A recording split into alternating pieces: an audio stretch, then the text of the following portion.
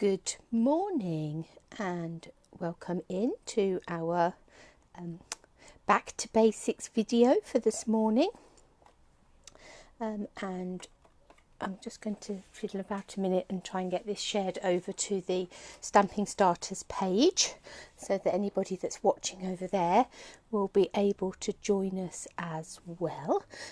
So while I'm just sort of fiddling about with that, I hope everybody is having a good morning. We've got a nice bit of sunshine here in the UK. So my name is Helen Jennings. I am a Stampin' Up demonstrator here in the UK. I have been card making for sort of 18 years. So that sort of spurred me on to start this little series of back to basic videos. Hi Div, just to sort of take it back to basics as the name suggests, and we have over the last few weeks looked at different paper and why you choose different paper. We've looked at different inks, we've looked at different adhesives.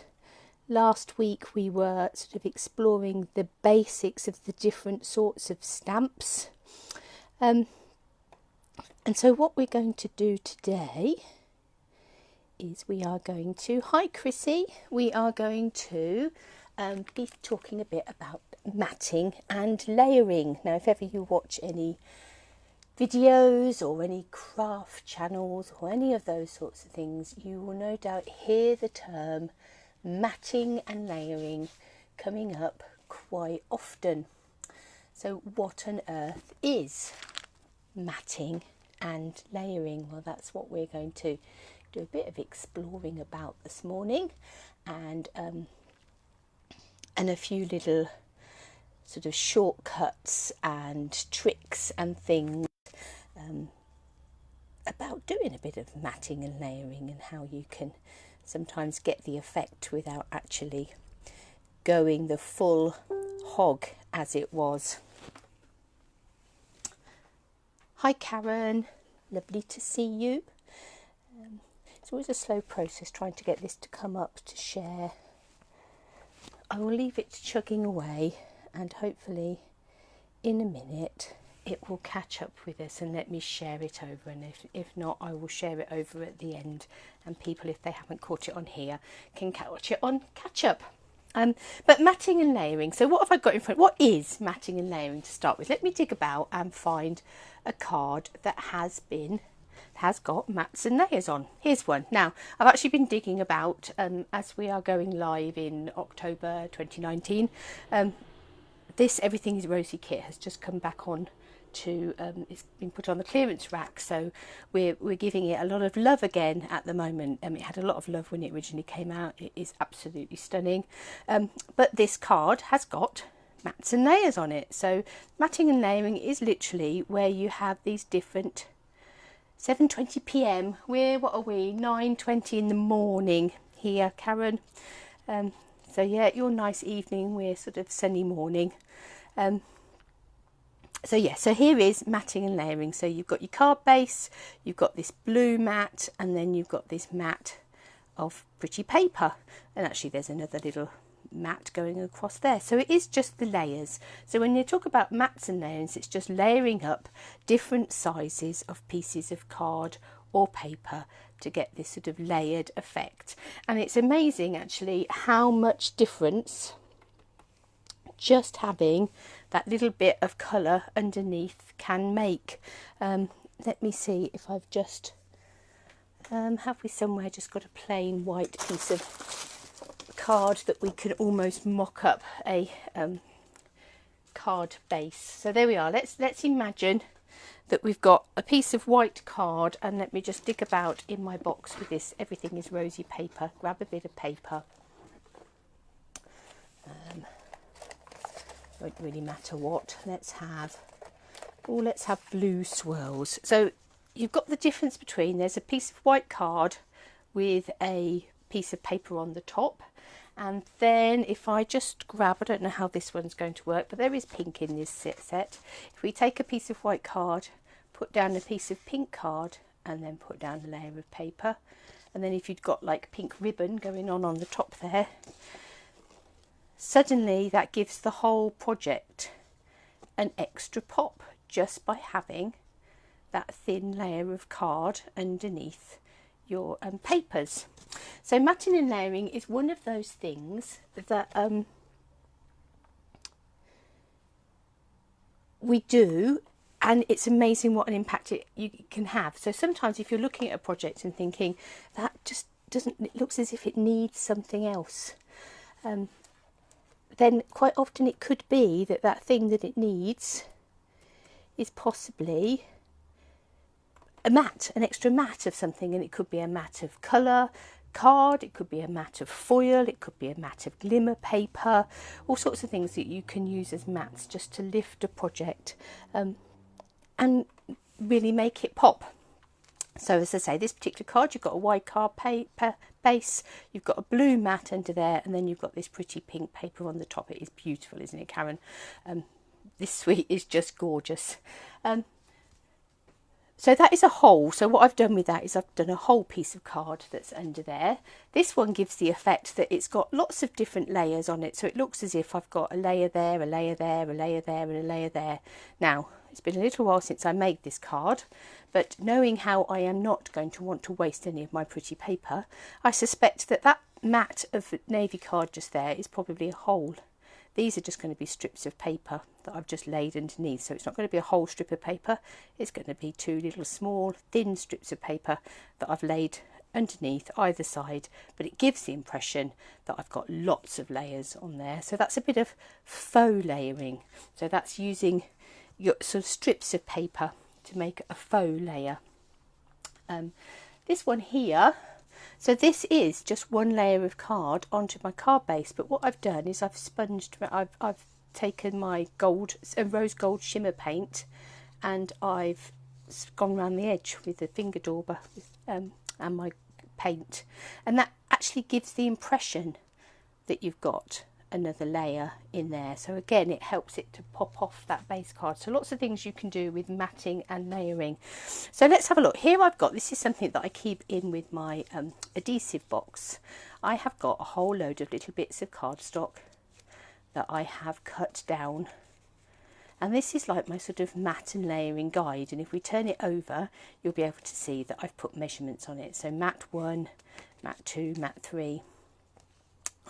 These are all in centimetres. So here in the UK, obviously, we tend to use a piece of A4 card, cut in half, scored down the middle, which is what I've done just here.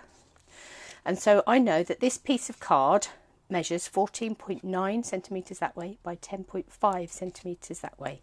So my first mat to layer on the top of there, and obviously this gets a bit battered as it's getting in and out of my box, is 0.5 centimetre smaller each way. So it's 14.4 centimetres deep by 10 centimetres wide. And then if we wanted another layer on it, mat number 2 is 13.9 centimetres by 9.5, and so they go down. So each of these ones go down in a 0.5 centimetre increment, and as you layer them all up you get all of these mats, and obviously you can create as many mats as you like on a card. So that's the whole idea of matting and layering. What I will do at some point when I get sort of 5 minutes to spare, that doesn't happen very often, is I'd perhaps do a similar thing for square cards. So obviously if you started off with a 12.5 centimetre square card, first mat would be 12 centimetres by 12 centimetres, the second one would be 11.5 by 11.5, and so it goes on. Those are your mats. Occasionally I will do projects in inches, so they'll be imperial projects. So if I do something that is in inches, rather than taking it down 0.5 centimetre off each side for each mat, I would take it down 1/4 inch off each side. And the same goes if you're doing scrapbooking. You've got your photo and you want a mat underneath to make it pop off the page. Exactly the same, but those tend to be in inches. So photographs tend to be 6 by 4. It may be that you need to trim your photo down to make one of your mats, because your base card will be 6 by 4 inches. You might have another layer on it that's 5 3/4 by 3 3/4, and then you might trim your photo to be 5.5 by 3 to sit on the top. So you might make your photo a mat. So what I've got here is I have got a card base, and as I say, we're here in the UK. This is a C6 card base, so that is a piece of A4 card that I have cut in half, and then I've scored it in half again. So it's 14.9 centimetres that way by 10.5 centimetres that way. So let's create some mats and layers to go on the top of that. Now here I've got some of the rose gold foil that's in this pack. So I'm going to use this as my mat 1. So I'm going to need to take that down 0.5 centimetre each way. So that's 14.4 centimetres that way by 10 centimetres that way. So that would be my first mat, and when we lay that up on that card, you get a nice little pop of the pink going all the way round, and you've got your foil on the top. Then let's take a bit of this Night of Navy. I don't know what size this is trimmed to. Right, we need to trim this down a little bit because this is mat 2. So we need this to come down another 0.5 centimetre. So that's this one here. So we're going to want it 13.9 by 9.5. Actually, sometimes it's useful just to make yourself a little aid memoir like that, even if it's just on a piece of paper or whatever, just to think, right, okay, what size do I need to cut that one to? I do it so often that I have to go quite a long way down the mats before I can't do it off the top of my head. But if you're not doing it, you know, a few times a day like I am, it might be useful to have a bit of an aid memoir. So there we have a pop of pink, a pop of foil, and a pop of blue. So now let's put some pretty paper on the top, and I think I want my foiling to go that way. So this one is mat number 3. So we'll want this one to measure 13.4 by 9. So let's cut the 9 that way, because no, let's cut the 13.4 that way, and then let's cut the 9 that way. Okay, so I'm not going to make this card up and do lots of things with it, but then I might bring in a little bit of the pink ribbon, but actually I think I'm more inclined to bring in a little bit of that blue ribbon and then put that on the top and then stamp something that would go on the top of there. So you can see how that card is building. Right, now as I'm standing here talking to you, I am twitching because it's like underneath that layer of card is all this foil that nobody is ever going to see, because that is going to be stuck on that and that's going to be stuck on that. So there's a whole bunch of foil in the middle of here that I could be using for another project. So I often won't do this with cardstock and things. You can do it with cardstock, but if I am using any special papers, I will gut the middle of my card. Now this isn't any particular measurements, it doesn't have to be, as long as you've left enough of an edge to peek out behind your mat on top of it. It really doesn't matter what size this is, and actually quite often I will just do this with a craft knife and literally gut it. So I'm going to take that out of there. So now I have a whole nice little piece of silver foil that can go back into my stash to be used for another occasion, either as a mat or as to die cut out of, or whatever it is that I'm going to use, because I can now stick that on there. I can stick that blue on the top and that card on there, and you will be absolutely none the wiser when I've stuck that all down and created that card, that underneath that piece of card is a hole. But I haven't wasted that piece of foil, so now I can rest easy and I should be able to sleep tonight knowing that I haven't wasted all that gorgeous rose gold foil.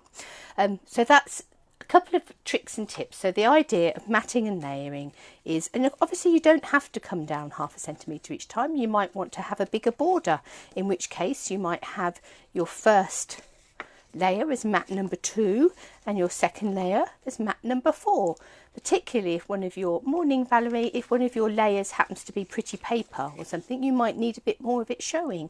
So there is no hard and fast rules about you have to come down 0.5 centimetre a time, but with standard cards and things that tends to be what I do. I tend to come down 0.5 centimetre, but all rules are there to be broken. You can come down 2 centimetres at a time if you like. So there's a bit of a tip for you. Make yourself up a little little collection. This one goes all the way up to mat number 10, which is 9.9 centimetres by 5.5 centimetres, but is still going to be in proportion to my original card. So that might be that I'm going to use mat number 10 to put a sentiment on. So matting and layering, it's something we hear lots and lots about. It's one of those terms that, you know, you soon get familiar with, but if you've not heard it before, or you weren't really sure what matting and layering was all about, that's the idea. So the idea is that you've got these different layers of card, so that it's not just a plain card with a piece of paper stuck on the top. So it's not just that, but it's that, you know, and so the idea goes on. So that's the whole idea between matting and layering. So I hope you found that a little bit useful, and I hope you found some of those tips about either cutting strips to make some foam mats, or gutting the centre of a card so that you're not wasting that piece at the behind. I hope you found those useful, and also inking up the edges to give it a foam mat as well. But all ways to make your cards just pop out that little bit more. So thank you for joining me this morning for this Back to Basics video. We will be back next week, and I think, let me just check if I am right, next week we're going to actually start doing some stamping. So yeah, we're going to ink up some stamps and start talking about some of the tips and things to some successful, hopefully, stamping. So come and join me next week on Wednesday, when we shall be doing that in our Back to Basics.